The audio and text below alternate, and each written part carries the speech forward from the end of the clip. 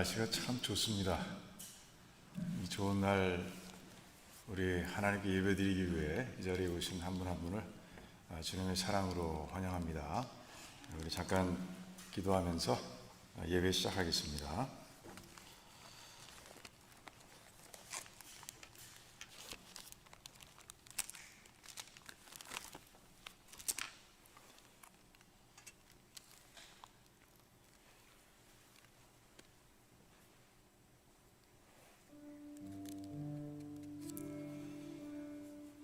아침에 나로 주의 인자한 말씀을 듣게 하소서. 내가 주를 의뢰함이니이다. 나의 다닐 길을 알게 하소서. 내가 내 영혼을 주께 받들이니이다. 하나님 감사합니다. 오늘도 이 예배의 자리가 하나님을 만나는 자리, 또 하나님의 음성을 듣는 자리가 되기를 원합니다. 살아계신 하나님께서 부어주시는 신령한 그 복을 마음껏 누리는 그런 자리가 되기를 원합니다. 하나님 축복해 주시옵소서. 이루어 주시옵소서. 감사드리오며 예수님의 이름으로 기도하옵나이다. 아멘. 네, 우리 자리에서 일어나셔서 같이 찬양하겠습니다.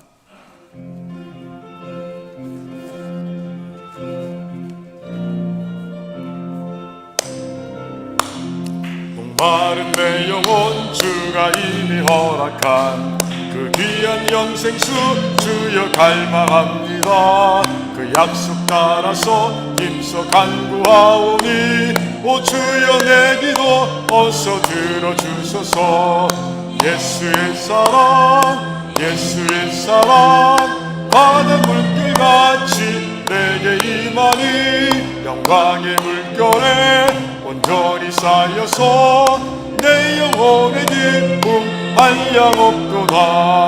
주 내게 약속한 근비 내려주시려 은혜의 저구름 건너편에 떠올라 그 귀한 징조가 내게 밝히 보이니 나 힘을 다하여 주께 간구합니다. 예수의 사랑 예수의 사랑 바다 물결같이 내게 임하니 영광의 물결에 온전히 쌓여서 내 영혼의 기쁨 한량없도다. 은혜의 소낙비 지금 북적히 내려 구원의 큰 강물 흘러차고 넘쳐서 내 추한 모든 죄 모두 씻어버리니 나 지금 은혜를 충만하게 받았네. 예수의 사랑 예수의 사랑 바다 물결같이 내게 임하니 영광의 물결에 온전히 쌓여서 내 영혼의 기쁨 한량없도다. 차고 넘치는 주의 은혜의 물결 힘차게 밀려와 내게 만족합니다. 오 할렐루야로 주를 찬송하오니 내 마음의 기쁨이 항상 충만하니라. 예수의 사랑 예수의 사랑 바다 물결같이 내게 임하니 영광의 물결에 온전히 쌓여서 내 영혼의 기쁨 한량없도다. 남을 보며 세상을 볼 때 만족함이 없었네. 나의 하나님 그분을 뵐 때 나는 만족하였네. 저기 빛나는 태양을 보라. 또 저기 서 있는 산을 보아라. 천지 지으신 우리 여호와 나를 사랑하시니 나의 하나님 한 분만으로 나는 만족하겠네. 사람을 보며 세상을 볼 땐 만족함이 없었네. 나의 하나님 그분을 뵐 때 나는 만족하였네. 동남풍아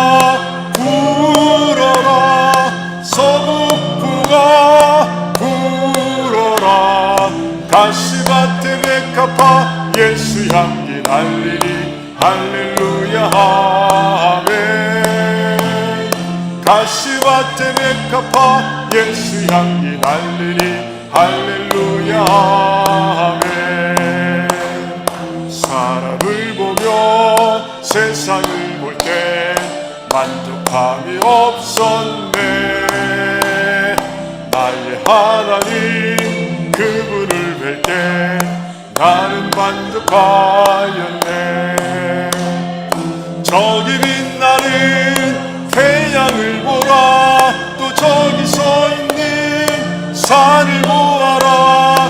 천지 지으신 우리 여호와 나를 사랑하시니 나의 하나님 한 분만으로 나는 만족하겠네. 사람을 보며 세상을 볼 때 만족함이 없었네. 나의 하나님 그분을 뵐 때 나는 만족하였네. 동남풍아 불어라. 서북풍아 불어라. 가시밭에 백합화 예수 향기 날리니 할렐루야 아멘. 가시밭에 백합화 예수 향기 날리니 할렐루야 아멘. 할렐루야 아멘. 아멘.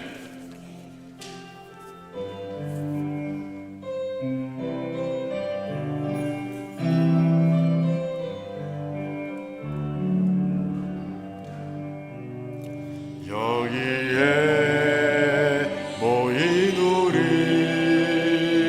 주의 은총 받은 자여라.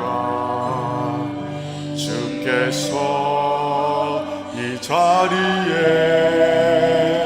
함께 계심을 아노라. 언제나 주님만을 찬양하며 따라가리니. 시험을 당할 때도 함께 계심을 믿노라. 이 믿음 더욱 굳세라. 주가 지켜주신다. 어두운 밤에도 주의 밝은 빛 인도하여 주신다. 주님이 뜻하신 일 헤아리기 어렵더라도 언제나 주 뜻 안에 내가 있음을 아노라. 사랑과 말씀들이 나를 더욱 새롭게 하니. 때로는 넘어져도 채우신 이를 믿노라.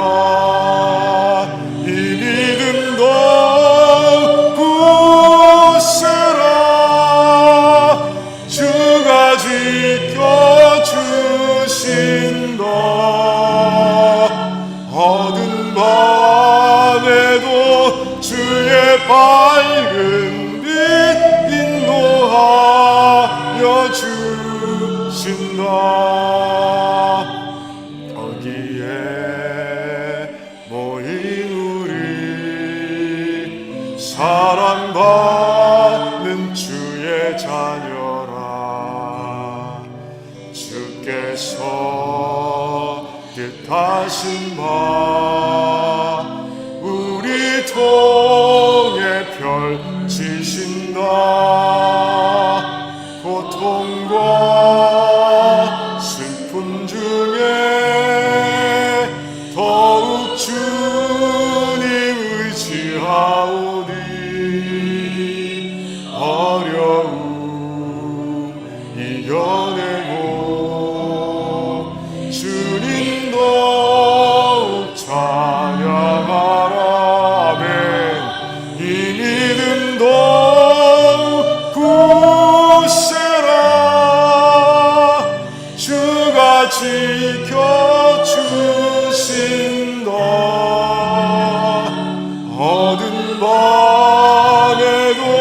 주의 밝은 빛 인도하여 주신다.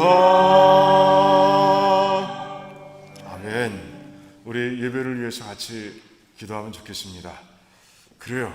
우리가 이곳에 모인 것은 하나님 때문입니다. 다른 이유 없어요. 그래서 이곳에 모인 우리들은 하나님만 바라봐야 합니다. 하나님의 거룩하신 이름만 높여드려야 합니다. 정말 그렇게 영광 드리는 그런 예배, 그런 가운데 살아계신 하나님을 그 체험하는, 임재하심을 체험하는, 그 하나님의 부어주시는 그 큰 복을 마음껏 누리는 그런 예배가 될 수 있도록 우리 한번 주 외치며 같이 기도하겠습니다. 주여, 할렐루야. 하나님 감사합니다. 하나님 아버지, 우리가 이곳에 왔습니다. 하나님을 만나러 왔습니다. 정말 하나님의 놀라우신 이름을 하나님 마음껏 높여드리며 찬양하기 위해서 이곳에 왔습니다. 하나님, 귀한 백성들의 마음을, 중심을 보시고 하나님 아버지 이곳에 임해 주시기를 원합니다. 우리는 하나님께서 만드신 성전입니다. 주님을 통해 세우신 성전입니다. 이곳에 주님 오셔서 좌정하시고 우리의 이 마음을 다해서 드리는 예배를 하나님께서 받아주시기를 원합니다. 그래서 신령과 진정의 예배가 되게 하시고 내 몸을 하나님께서 기뻐하시는 거룩하신 산 제물로 내어드리는 그런 예배가 될 수 있도록 하나님 역사해 주시옵소서. 아버지, 그래서 아버지 예배를 통해 힘과 지혜를 얻게 하시고 또 아버지 예배를 통해서 하나님의 사랑을 나의 것으로 만드는 그런 시간 될 수 있도록 하나님 역사해 주시기를 원합니다. 또한 예배를 통해서 우리가 어려워하고 힘들었던 문제들이 다 치유되고 회복되는 역사가 일어날 수 있도록 하나님 도와 주시옵소서. 할렐루야. 감사합니다. 주님 홀로 영광 받으시기를 원합니다. 감사드리오며 예수님의 이름으로 기도하옵나이다. 아멘. 우리 자리에 서서 우리 신앙 고백 하시겠습니다. 주는 그리스도시요 살아계신 하나님의 아들이십니다. 아멘. 그래, 옆에 분들 우리 돌아보시면서 하나님께서 지켜주십니다. 이렇게 인사 나누겠습니다. 하나님께서 지켜주십니다. 하나님께서 지켜주십니다. 자리에 앉으시고요. 우리 안수 집사님 대표 기도해 주시겠습니다.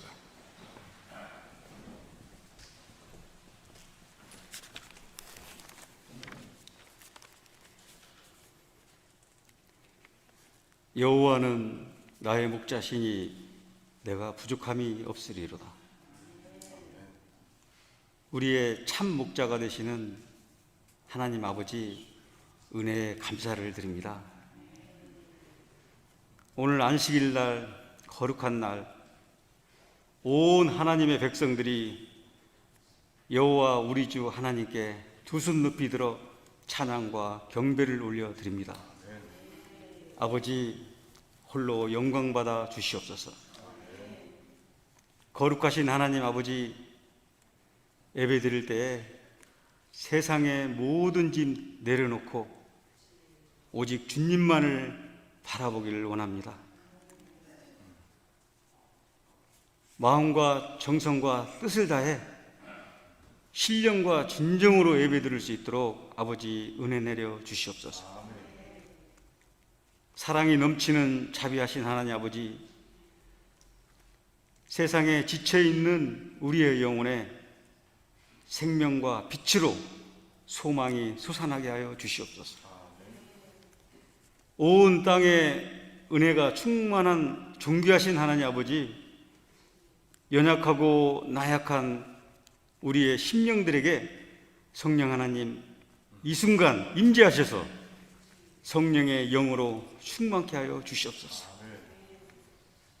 언제나 우리들을 지켜주시고 용서하여 주시는 하나님 아버지, 우리들이 지은 죄를 눈물로 회개하는 참회의 심령에 평안을 주옵시고 죄악의 허물을 아버지 용서하여 주시옵소서.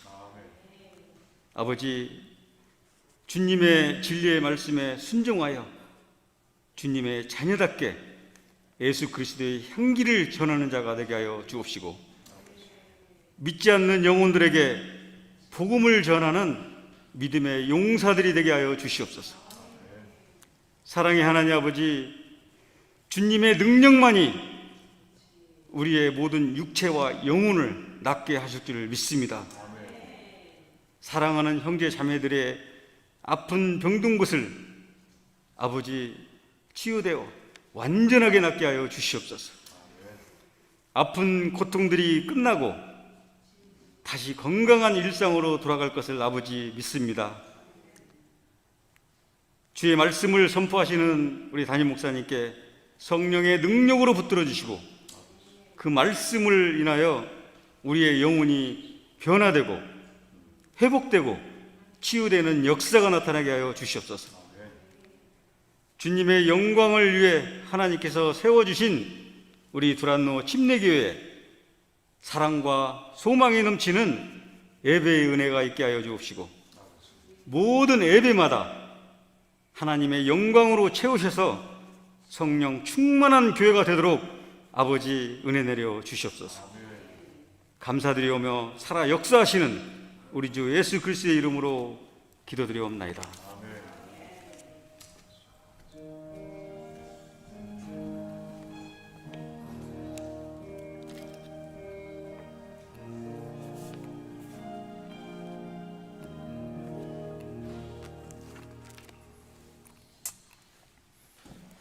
네, 오늘 말씀은 요한복음 2장에서 봅니다. 요한복음 2장 1절에서 11절까지 말씀 우리 같이 교독하도록 하겠습니다. 오늘 말씀 요한복음 2장 1절에서 11절까지 말씀 우리 같이 교독하겠습니다. 제가 먼저 읽습니다. 사흘 되던 날에 갈릴리 가나에 혼인이 있어 예수의 어머니도 거기 계시고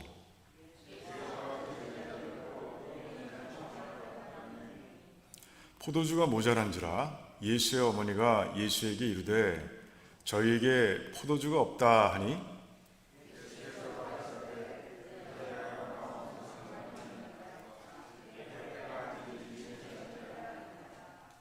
그 어머니가 하인들에게 이르되 너에게 무슨 말씀을 하시든지 그대로 하라 하니라.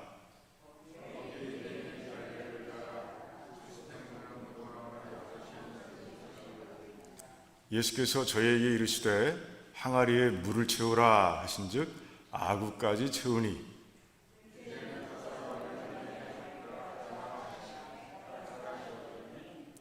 회장은 물로 된 포도주를 맛보고 어디서 났는지 알지 못하되 물 떠온 화인들은 알더라.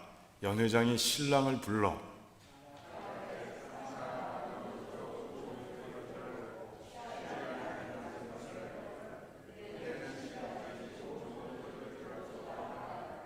같이 있습니다. 예수께서 이 처음 표적을 갈릴리 가나에서 행하여 그 영광을 나타내시매 제자들이 그를 믿으니라. 아멘. 아멘. 자, 기도하겠습니다. 하나님 참 감사합니다. 성령 하나님께서 오셔서 우리 모든 식구들의 영의 눈과 영의 귀를 열어주시고 또한 그 마음밭에 오셔서 기경하셔 하나님 이 말씀의 씨앗들을 심어주시고 또 자라게 하시며 풍성한 열매를 맺도록 도와주시옵소서. 감사합니다. 예수님의 이름으로 기도하옵나이다. 아멘. 자, 요한복음은요 7개의 기적을 기록하고 있어요. 그 중에 3개는요 공간복음에 나오는 기적과 딱 같습니다. 물론 표현하는 방법은 다르지만 그래 똑같아요. 나머지 4개 중에서 3개는 그래요. 그 기적은 다르지만 그 기적이 일어난 장소라든가 시간은 다르지만 사건은 다르지만 그 기적의 내용은 같습니다. 무슨 말이냐 하면 요한복음에서 이제 오래 병든 자를 이제 예수님께서 일으켜 주시죠. 그리고 그 소경이었던 자의 눈을 뜨게 하십니다. 그리고 죽은 자를 살려주십니다. 그런데 공간복음을 보면 그 사건은 다르지만 기적의 내용은 똑같은 그런 케이스가 담겨 있습니다. 자, 그러니까 엄밀하게 말해서 그러니까 7개의 기적, 요한복음에 기록되어 있는 7개의 기적 중 6가지는 공관복음과 그 내용에 같거나 유사하다 이렇게 볼 수 있어요. 그런데 이 첫 번째, 예수님께서 행하신 첫 번째 기적은요, 전혀 공관복음과 다릅니다. 사건이 아예 다르고 기적의 내용도 달라요. 그래서 이 독특하고 특별한 기적을 오늘 이제 묵상하면서 이 기적 안에 어떤 내용이 담겨 있는지, 어떤 교훈이 담겨 있는지를 우리 보기를 원하는 거예요. 자, 본문에 들어가기 전에 또 한 가지 해야 할 작업이 있습니다. 자, 다른 공관복음에 보면 예수님께서 우리의 상식을 벗어나는 그런 행위를 통해서 이제 엄청난 일을 일으키셨을 때 우리는 이해할 수 없어요. 그런 행위를 하셨을 때 그걸 기적이라고 표현합니다. 그런데 요한복음은요, 표적이라는 단어를 통해서 이제 기록하고 있어요. 도대체 무슨 차이가 있는가? 이거 우리가 알고 넘어가야 됩니다. 기적은 그래요. 그냥 일어난 현상을 객관적으로 표현하는 단어입니다. 그런데 표적은요, 그 기적이 담고 있는 의미를 강조해주는 표현인 거예요. 그러니까 이 기적 하나하나가 그냥 일어난 것이 아니라 그 기적 안에 하나님의 뜻이 분명하게 담겨 있으니 그걸 잘 살펴보라고 요한은 우리들에게 이 단어를 통해서 이제 권유하고 있는 거예요. 그러므로 인해서 이제 요한이 이 복음서를 통해서 이루고자 하는 목적, 그 목적이 뭐였죠? 그 목적이 뭔지 아세요? 그래요. 이 복음을 읽음으로 인해서 너희들이 이 예수님, 내가 기록하고 있는 예수님이 하나님의 아들이심과 메시아이심을 믿게 되고 그러므로 인해서 영생을 얻길 바란다. 그러니까 구원을 받길 원한다는 것이, 이게 바로 그의 목적이었어요. 이 복음서를 쓴 목적이었습니다. 그 목적을 이 표적이라는 단어를 통해서도 이뤄가고 있는 거예요. 그러니까 이 표적을 통해서 요한은요, 소리치고 외치고 있는 거예요. 자, 이 기적들을 봐라. 이 기적 하나하나가 예수님께서 하나님의 아들이신 것과 그리고 메시아인 것이 아주 분명하게 증거하고 있지 않느냐라고 지금 선포하고 있는 거예요. 자, 이제 기초 작업이 끝났으니까 이제 본문으로 들어가 보겠습니다. 자, 오늘 본문은요, 그래요, 배경이 뭐예요? 지역적으로는 가나고요, 그리고 오케이전은 혼인입니다. 혼인잔치예요. 혼인잔치가 열리고 있는데 그곳에 예수님의 어머님과 그리고 예수님과 예수님의 제자들도 이제 초청을 받은 거예요. 그래서 그 자리에 계십니다. 자, 유대인들에게 혼인은요, 가장 인생에 있어서 가장 중요한 오케이전이라고 얘기할 수 있습니다. 그래서 그 혼인잔치가 망가지지 않도록 정말 혼인잔치가 정말 풍성하게 진행될 수 있도록 철저하고 완벽하게 준비하게 돼 있어요. 그 호스트는 누굽니까? 신랑이에요. 신랑이 그렇게 준비를 하는 거예요.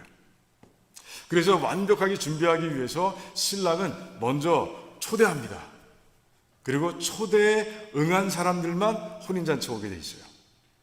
그리고 초대한 사람을 알기 때문에, 그러니까 잔치에 올 사람들이 누군지를, 그리고 어떤 사람인지를 분명히 알기 때문에, 몇 명이 올 줄도 알기 때문에, 그래서 철저하고 완벽하게 혼인잔치를 준비하는 것이 그렇게 어렵지 않습니다. 다 하니까요. 그리고 신랑이 또 그 혼인잔치를 철저하게 준비해야 되는 이유가 또 한 가지 있어요. 또 한 가지 있습니다. 그 데렛이라는 그 당시에 그 법, 유대 사회의 법을 연구한 데렛이라는 박사가 있는데 그 박사가 발견한 그 문서가 있어요. 그 문서를 보니까 만약에 호스트인 신랑이 혼인잔치를 제대로 준비하지 않으면, 그래서 혼인잔치가 엉망이 되면 신부 측에서 신랑을 고소할 수 있습니다. 법적으로 고소할 수 있어요. 그게 그 당시의 법이었던 거예요. 그러니까 이런저런 이유로 신랑은요, 혼인잔치를 완벽하고 철저하게 준비해야 되는 거예요. 준비했을 겁니다. 그런데 어떤 일이 일어났어요? 아이고야, 그래, 포도주. 그러니까 혼인잔치에서 가장 중요하다고 할 수 있는 포도주가 떨어지고 만 거예요. 그래요. 이제 이 일을 통해서 혼인잔치는 깨질 수도 있고요. 그 분위기가 깨지고 그 자리에 그 순간 중단될 수도 있고요. 그리고 신랑은 신부 측에 고소당할 수 있는 그런 아주 어마어마한 사태가 벌어진 거예요. 그런데 이 사건이 다행히 해피 엔딩으로 끝납니다. 잔치에 참석했던 사람들은요, 그 이전보다 훨씬 맛이 좋은 극상품의 포도주를 맛보게 되고요, 그런 가운데 정말 더 흥이 난 그런 잔치가 되는 모습을 우리가 말씀 가운데서 우리가 보게 되는 거예요. 이유가 뭐예요? 그곳에 누가 계셨기 때문에? 그곳에 예수님께서 계셨기 때문에 가능한 일이었죠. 예수님께서 우리가 상상할 수도 없는 그 능력을 발휘하셔서 기적을 행하심으로 인해서 이제 그 혼인잔치가 계속해서 이어져 갈 수 있고 더 흥겨운 잔치로 변했던 것이죠. 자, 이 사건을 통해서 우리에게 굉장히 중요한 교훈을 하나 이제 던져주고 있습니다. 그건 뭐예요? 우리 인간은 불완전하다는 것이에요. 불완전하기 때문에 하나님이 반드시 필요한 존재라는 것을 아주 분명하게 보여주고 있는 거예요. 여러분들 하나님 필요하세요? 여러분들이 스스로가 불완전한 걸 아십니까?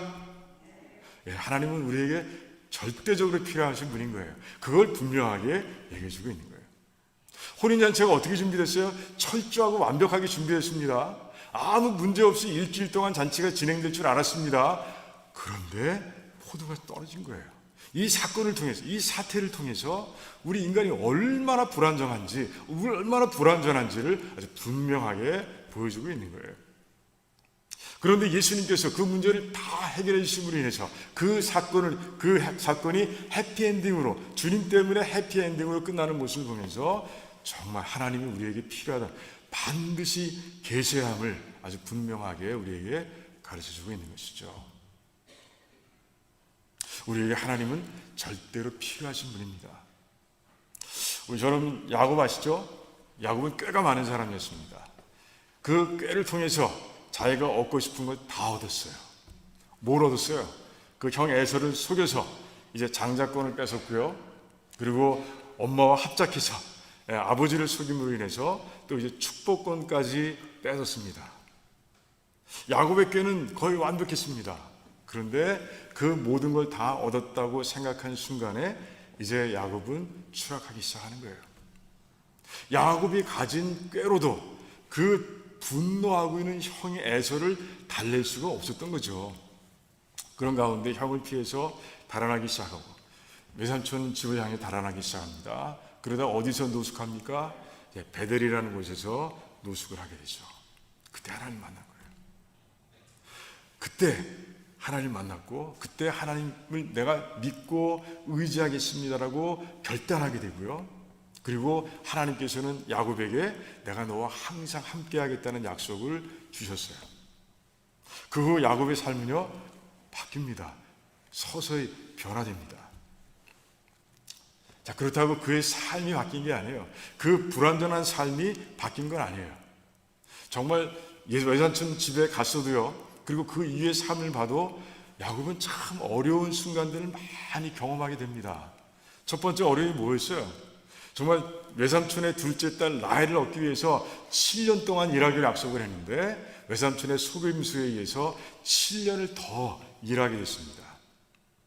그리고 이제 가나안으로 돌아가려고 하는 자금을 마련하기 위해서 그 위에 또 7년을 더 일하지만 손에 한 푼 건지지 못합니다. 왜? 외삼촌이 계속 약속을 변하게 하고 또 속이는 거예요.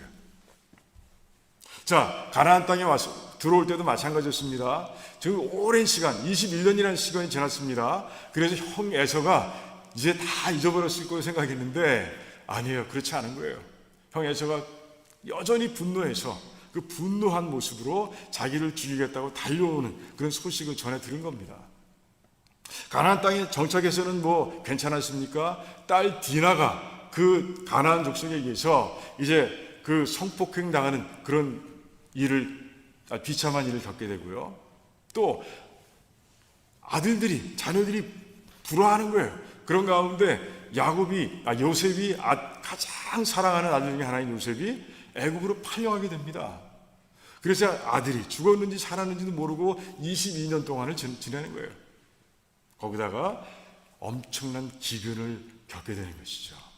그러니까 야곱이 창세기 47장에서 자신의 인생을 어떻게 얘기합니까?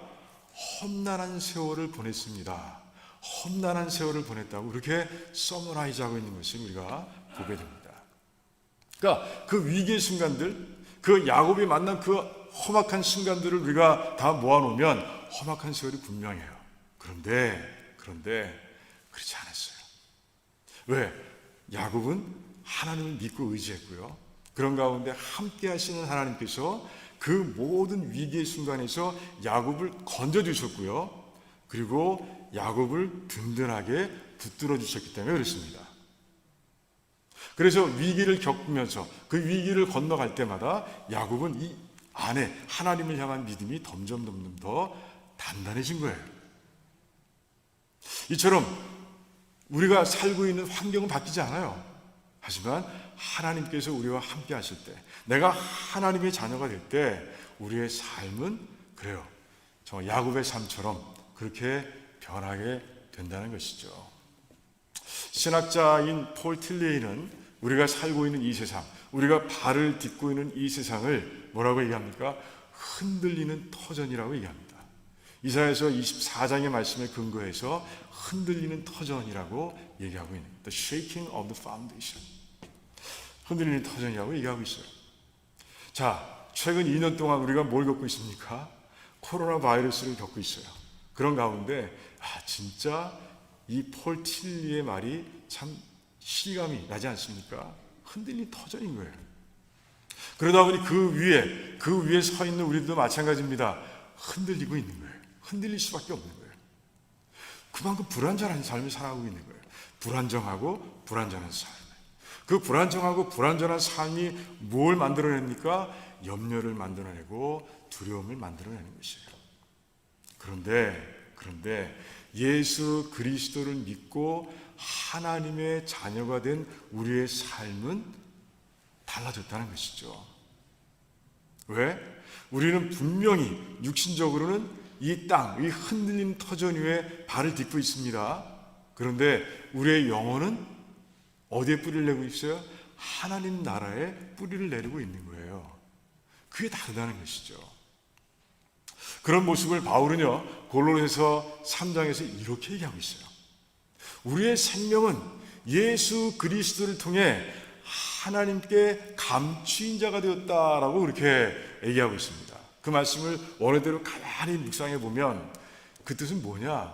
우리의 삶은 하나님 품에 안겨 있는 삶이라는 거예요. 그러니 아무리 땅이 흔들린다 할지라도 그래요, 그 품에 안겨 있으니 안전한 거예요. 평안을 누리며 살아갈 수 있는 거예요.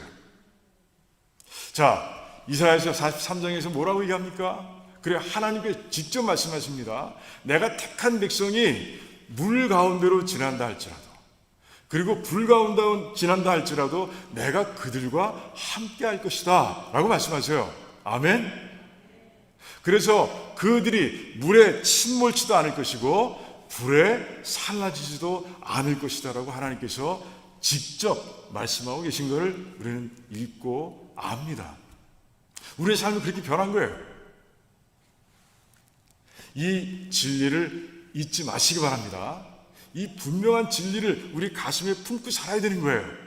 그럴 때 정말 세상이 진도 8의 크기로 막 흔들린다 할지라도, 그리고 다윗이 표현한 것처럼 내가 사망의 음침한 골짜기를 지나는 그런 과정이 있다 할지라도 우리는요, 해를 두려워하지 않는 삶을 살아갈 수 있는 거예요.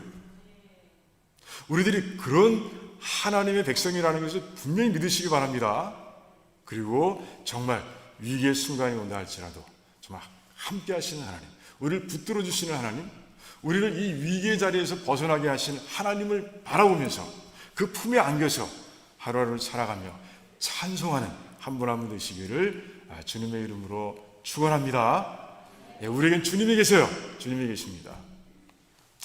자, 그런데 오늘 말씀은요, 좀 더 깊은 의미를 담고 있습니다. 오늘 말씀을 읽다 보면 여러분들 이해하기 힘든 그런 부분들이 중간중간 나옵니다. 그런데 그 이해하기 힘든 표현들이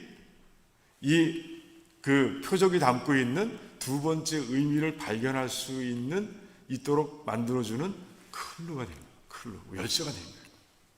첫 번째, 어떤 표현이 마음에 콱 걸립니까? 그 전에 여자야 하는 표현. 여자야 하는 표현. 어머니한테 여자야 하는 사람이 있어요? 그 당시에 여자라는 단어는요, 그렇게 나쁜 단어가 아니에요. 그러니까 존칭의 의미, 그러니까 존경의 의미를 담고 있는 단어이긴 합니다. 그래도 마리아를 어머니라고 부르는 것이 여자여라고 부르는 것보다는 훨씬 나아 보이죠. 그래야 우리가 이해가 되는 거예요. 그런데 예수님께서는 여자여라고 부르고 있는 거예요. 왜 그러신 거예요? 도대체 왜 여자여라는 단어를 쓰고 계실까요? 예수님께서는요, 그 단어를 통해서 나는 공생애를 시작했습니다라고 마리아에게 고백하고 있는 거예요. 이제는 내가 마리아의 아들로 살아가는 것이 아니라 이제는 하나님께 주신 목적을 이루기 위해서 하나님의 아들로 살아갑니다. 이제는 메시아로 살아갑니다 라는 것을 아주 분명하게 선포하고 계신 거예요. 마리아는 섭섭했겠지만 나중에 알았겠죠. 그래서 공생의 기간 중에서 마리아를 향해서 어머니라고 부른 적이 한 번도 없습니다. 마지막 십자가에 달리셨을 때도 예수님께서는 마리아를 향해서 여자여 라고 불렀어요. 이제 공생애가 시작됐다는 것이죠. 예수님께서는 공생애 기간 중에 또 이런 말씀도 하시죠. 자, 하나님의 뜻을 행하는 자들은 다 나의 가족이다, 이렇게 얘기하고 있습니다. 구분이 없다는 거예요. 이제는 다 형제고 다 내 가족이다, 나를 믿는 자들은, 그렇게 고백하고 있는 모습을 보게 됩니다. 이제 공생애를 시작하시면서 예수님께서는 이제 하나님의 목적을 이루기 위해서 하나님의 아들로 삶을 시작하신 거예요. 그거를 나타내기 위해서 여자여라는 표현을 쓰고 있어요. 어색하긴 하지만 그 뜻을 알고 나면 그렇구나, 무릎을 탁 치게 되는 그런 표현을 쓰고 있는 거예요. 그 다음 뭐라고요? 여자여, 나와 무슨 상관이, 이거 나와 있죠? 나와 무슨 상관이 있나이까, 이렇게 말씀하고 있어요. 이게 무슨 뜻일까? 그 원문을 직역하면요, 그걸 영어로 직역하면 what to me and to you, 이런 뜻이에요. 이런 겁니다. 직역하면 그래요. what to me and to you. 동사가 없어요. 그러니까 이거 어떻게 해석해야 할지 잘 모르겠어요. 그런데 다행스럽게도 구약에 똑같은 표현들이 군데군데 등장합니다. 그러니까 히브리 사람들이 쓰는 관용어인 거예요. 관용어. what to me and to you. 이 도대체 무슨 뜻인가? 이게 알기 위해서 구약을 이제 한번 가봅니다. 몇 군데 있어요. 그중에 두 군데만 보면, 이제 사무엘하 16장을 보면요, 이제 아들 압살롬에 쫓겨서 이제 달아나고 있는 다윗의 모습이 적혀 있어요. 그때 사울과 같은 지파인 그 시므이라는 사람이 나와서 다윗에게 돌을 던지면서 저주합니다. 그때 그 스루야의 아들 아비새가 이제 다윗에게 얘기합니다. 내가 당장 가서 저자를 죽여버릴까요? 그렇게 얘기합니다. 그랬더니 다윗이 그때 뭐라고 그래요? 이 똑같은 얘기하는 거예요.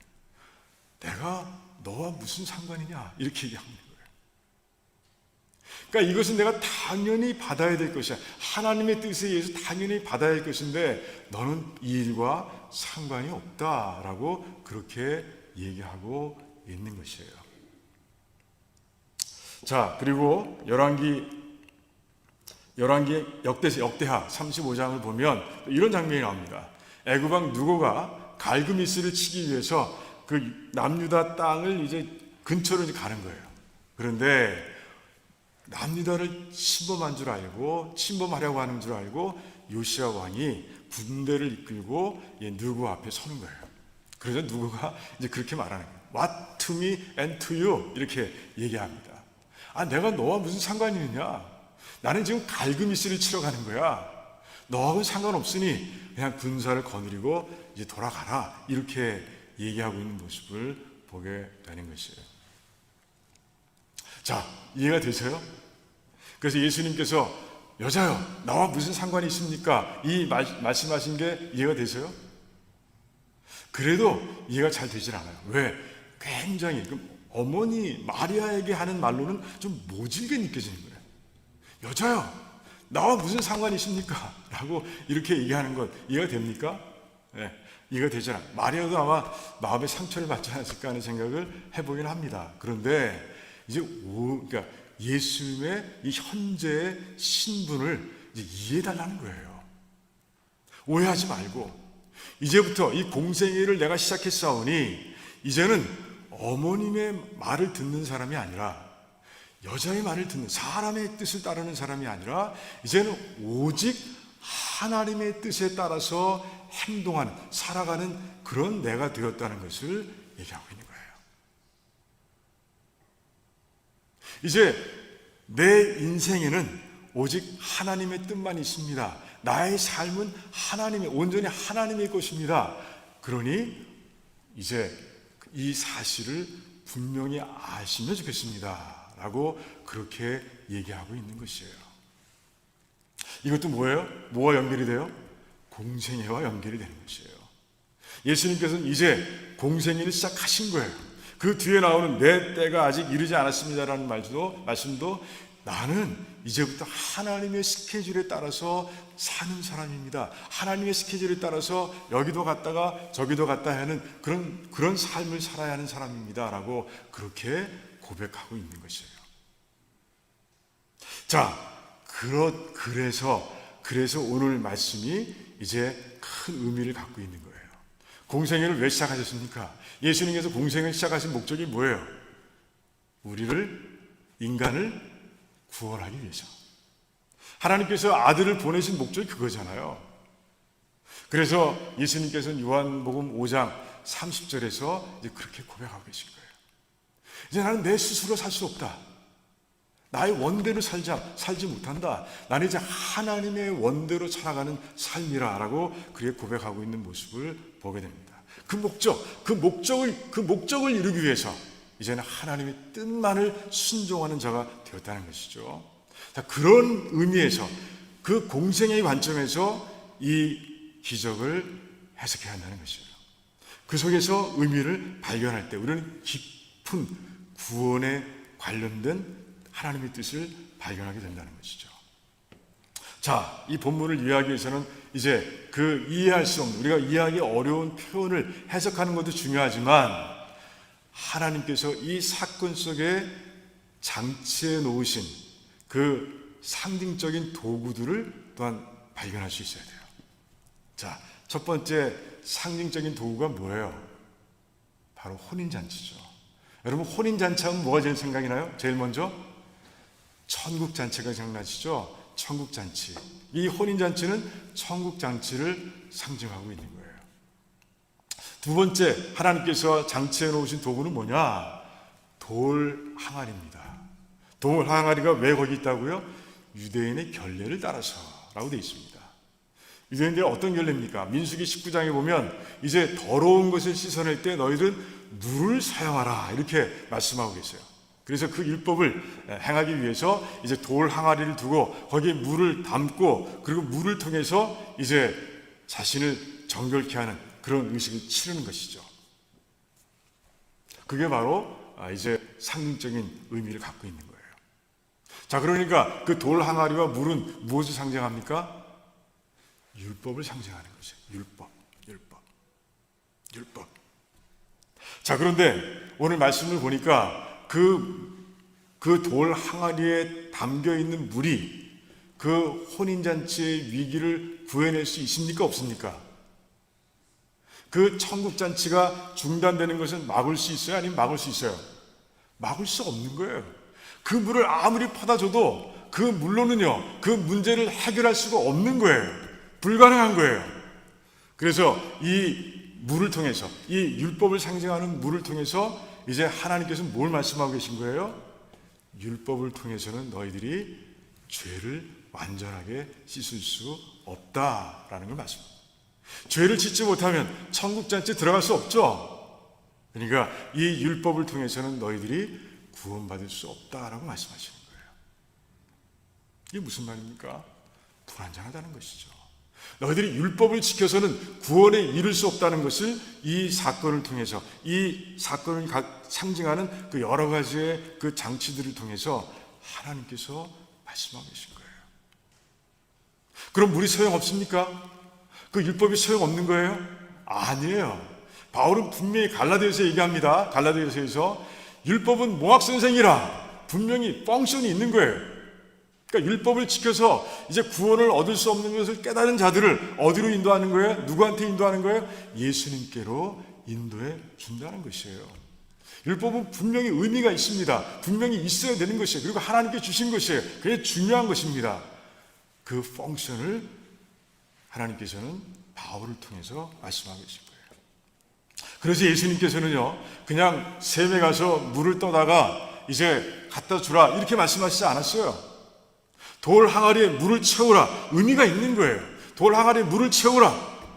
저 율법을 상징하는 돌 항아리에 물을 채워라. 그리고 율법을 상징하는 그 물을 예수님께서는 포도주로 변하게 하시고, 그리고 그 잔치를 계속 이어가시는 모습을 우리가 보게 되는 것이에요. 그러니까 물은 뭘 상징한다고요? 모세의 율법을 상징한다고 했습니다. 그럼 포도주는 뭘 상징하는 거예요? 예수님께서 만드신 물을 포도주로 만든 그 포도주는 뭐예요? 그것은 바로 복음을 얘기하는 거예요. 복음. 그 포도주가 이제 연회장에 풀리고, 그래서 그곳에 있는 사람들이 그 포도주를 마심으로 인해서 이제는 천국 잔치에 진짜 이제 기쁨을 누리면서 그렇게 흥이 나서 이렇게 지내는 모습을 보여주시고 있는 거예요.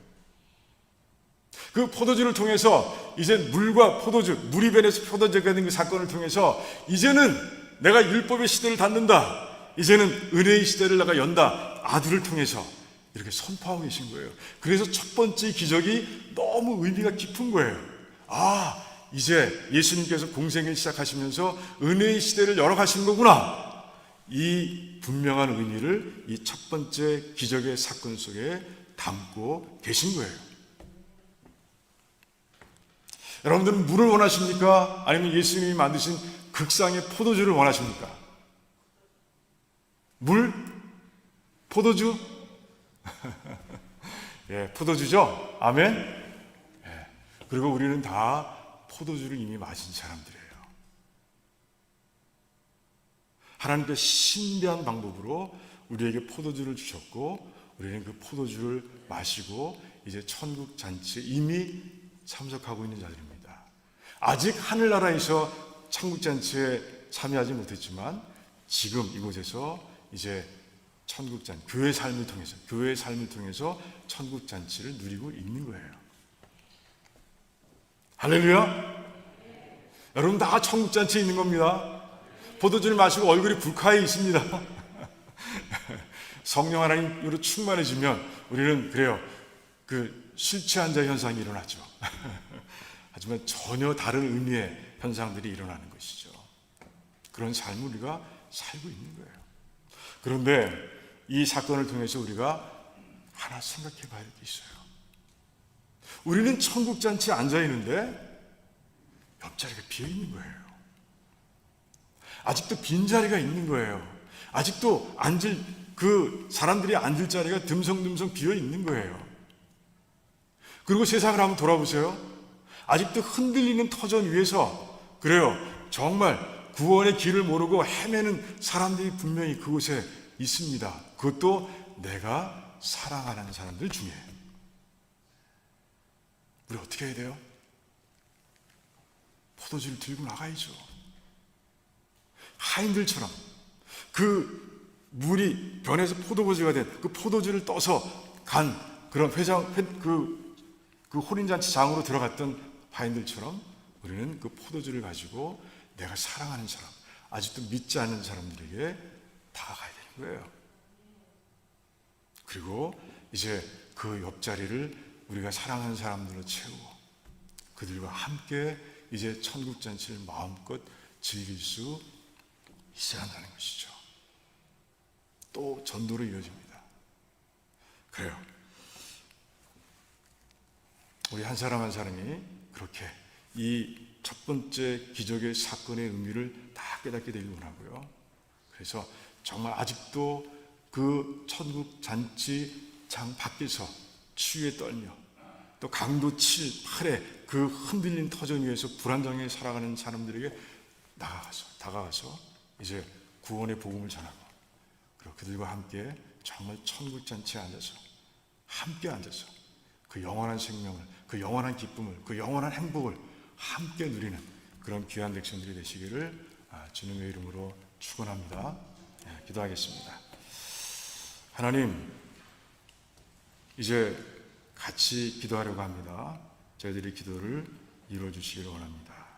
여러분들 이 말씀에 근거해서 내가 하나님 품에서 벗어나 있었지는 않은지 돌아보길 원합니다.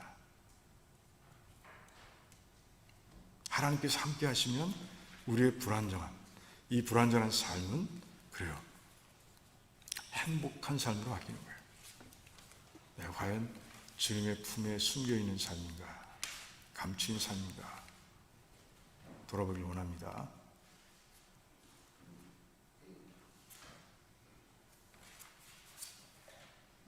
그리고 이제 나는 천국잔치에 앉아있는데 아직 이 자리에 앉아있지 못한 그 사랑하는 사람을 생각해 보시기 바랍니다. 그리고 결단하시기 바랍니다. 하나님, 제가 가서 이 포도주를 전하겠습니다 라고 결단하는 시간 되길 원합니다. 그렇게 기도하세요. 하나님 이루어주시죠. 또한 우리가 기도할 때 정말 우리 모든 교회 식구들, 우리 교회에 같이 앉아있는 모든 식구들은 다 포도주를 맞은 사람들, 즉 복음을 듣고 예수 그리스도를 분명히 믿고 그리고 교회를 섬기는 자들이 될 수 있도록, 다 그럴 수 있도록 기도합니다. 그리고 어려운 가운데 있는 백성들, 자연미 집사님 비롯해서 육신적으로, 영적으로, 가정적으로, 경제적으로, 자녀의 문제로, 신분의 문제로 힘들어하는 모든 백성들을 끌어안고 같이 기도하길 원합니다. 믿음으로, 긍휼함으로 기도하길 원합니다.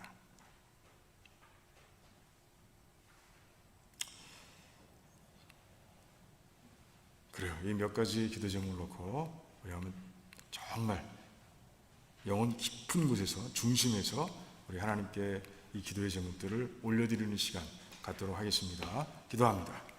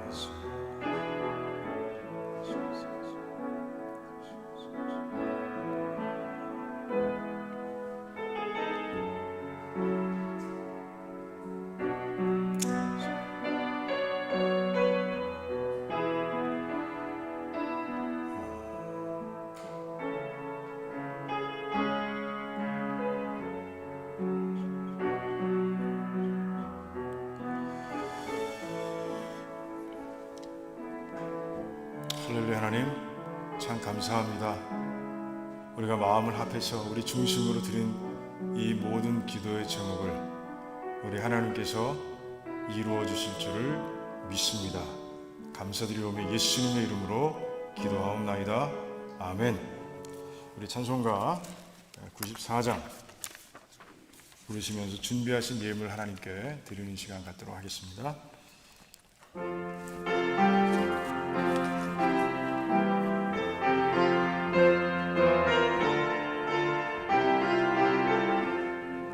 예수님은 누구신가? 우는 자의 위로와 없는 자의 풍성이며 전한 자의 높음과 잡힌 자의 노임되고 우리 기쁨 되시네. 예수님은 누구신가? 약한 자의 강함과 눈먼 자의 빛이시며 병든 자의 고침과 죽은 자의 부활되고 우리 생명 되시네. 예수님은 누구신가? 주한 자의 정함과 죽을 자의 생명이며 죄인들의 중보와 멸망자의 구원되고 우리 평화 되시네. 예수님은 누구신가? 온 교회의 머리와 온 세상의 구주시며 모든 왕의 왕이요 심판하실 주님 되고 우리 영광 되시네. 아멘. 하나님 참 감사합니다. 하나님, 우리가 이 흔들리는 터전 위에서도 우리가 평강하게 살아갈 수 있는 것은 오직 하나님 때문인 것을 다시 고백합니다. 하나님, 지난주 일터를 통해서도 하나님께서 일용할 양식을 거둘 수 있게 하셨음을 감사를 드립니다. 하나님께서 주신 것 가운데서 하나님께 도로 드려야 할 것을 이제 믿음으로 구분하여 드리는 우리 귀한 백성들의 삶을 축복하셔서 하나님, 시냇가의 심기운 나무처럼 형통하고 강건할 수 있도록 하나님 역사해 주시기를 원합니다. 하나님 또한 이 귀한 예물이 사용될 때마다 오병이어의 기적이 일어날 수 있도록 도와주시고, 그래서 정말 하나님의 뜻을 이루어감에 있어서 부족함이 없는 교회로, 그런 재정으로 하나님께서 세워주시기를 원합니다. 감사합니다. 예수님의 이름으로 기도하옵나이다. 아멘.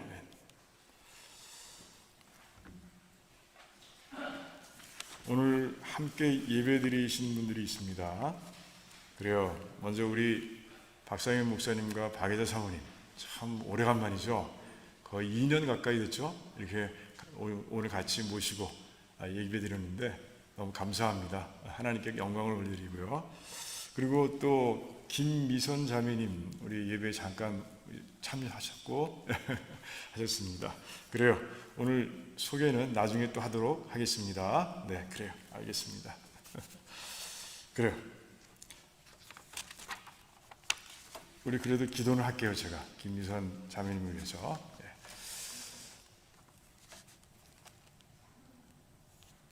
네. 이교 장로님, 네. 제가 마스크 쓰니까 저 오래간만에 또 이렇게 따님 댁에서 오셔서 돌아오셔서 시카고로 돌아오셨습니다. 돌아오셔서 같이 예배를 드렸습니다. 참 예배가 풍성해진 것 같아서 기분이 좋습니다. 우리 김미선 자매님 잠깐 기도하겠습니다. 하나님 감사합니다.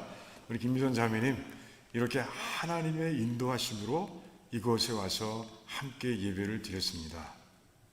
하나님과 함께 가는 삶이 얼마나 복된 삶인지 오늘 말씀을 통해서 하나님께서 증거해 주셨습니다. 이제 우리 자매님 정말 온 가족이 하나님 예수 그리스도를 믿고 하나님의 자녀가 되게 하시고, 그런 가운데 하나님께서 부어주시는 그 풍성한 복, 그 신령한 복을 다 넘치게 누리며 이 땅을 달려갈 수 있도록 하나님 도와주시기를 원합니다. 우리 모두가 다 흔들리는 터전 위에 서 있지만 예수 그리스도를 통해서, 우리 하나님 통해서 정말 평강한 삶을 살아가는 자매님의 삶, 그리고 가정, 그리고 사업장 되도록 하나님 축복해 주시옵소서. 감사합니다. 예수님의 이름으로 기도하옵나이다. 아멘. 그래요. 우리 몇 가지 교회 소식 나누겠습니다. 오늘 예배에 참석하신 모든 분들 다시 한번 주님의 사랑으로 또 환영합니다. 예. 그래요.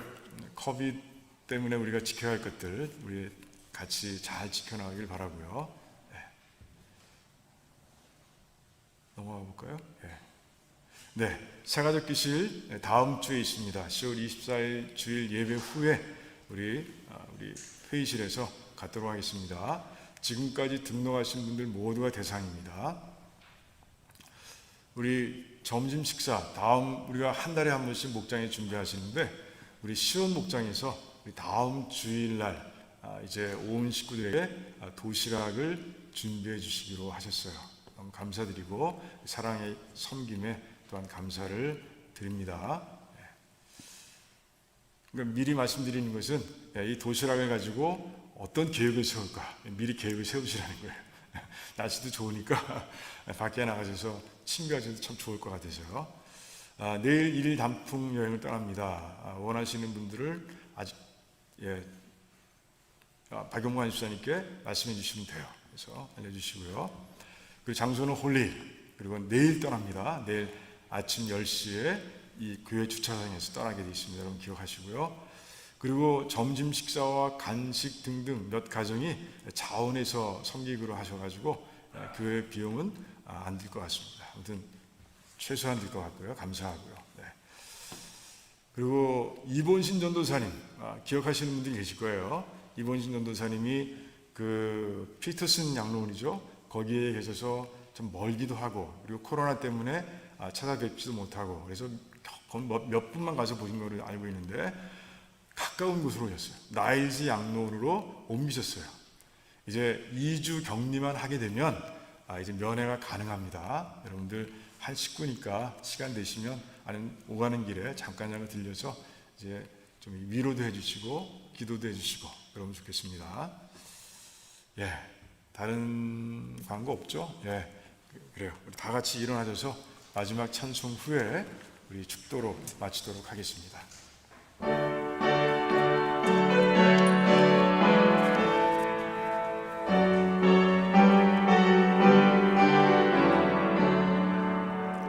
내 주는 강한 성이요 방패와 병기 되시니 큰 환난에서 우리를 구하여 내시리로다. 예던 수마귀는 이때도 힘을 써 모략과 권세로 무기를 삼으니 천하에 누가 당하랴. 내 힘만 의지할 때는 패할 수밖에 없도다.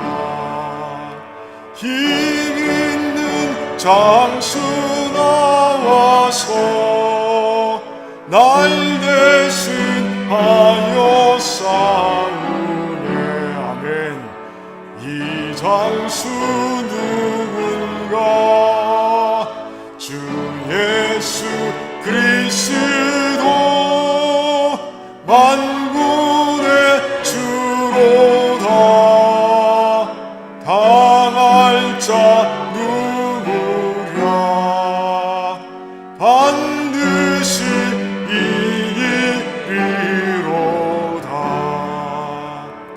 이 땅에 마귀 들끓어 우리를 삼키려 하라.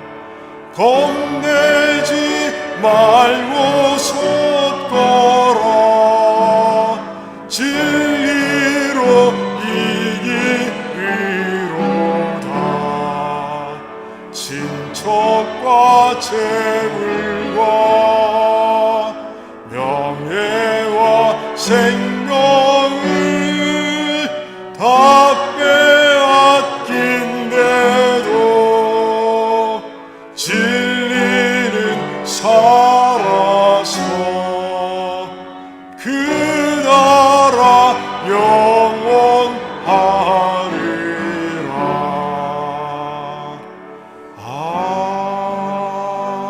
아멘. 오늘은 축도를 우리 목사님이 해주셔서 감사하겠습니다. 오래간만에 오셔서 우리 성도들을 위해서 축복 기도해 주시면 감사하겠습니다. 네, 목사님 오셔서 해주시죠.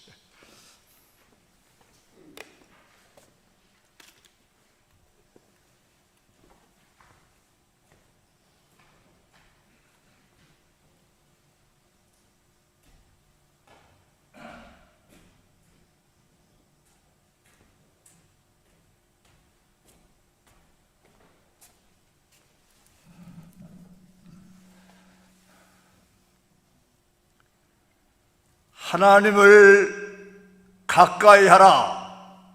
하나님을 가까이 하라. 그리하면 너희를 가까이 하시리라.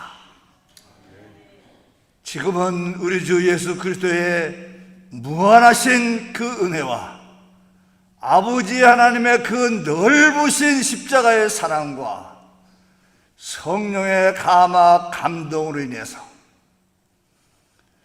물이 맛있는 포도주로 변해서 변화된 삶을 살고자 다짐하는 성도님들 머리 위에 오늘도 참석하지 못한 우리 두란노 식구들 어떤 곳에 어떤 환경에 있든지 성령의 강한 역사가 그들의 삶과 그들의 모든 생업 위에 함께하여 주셨기를 예수님의 이름으로 축원하옵나이다.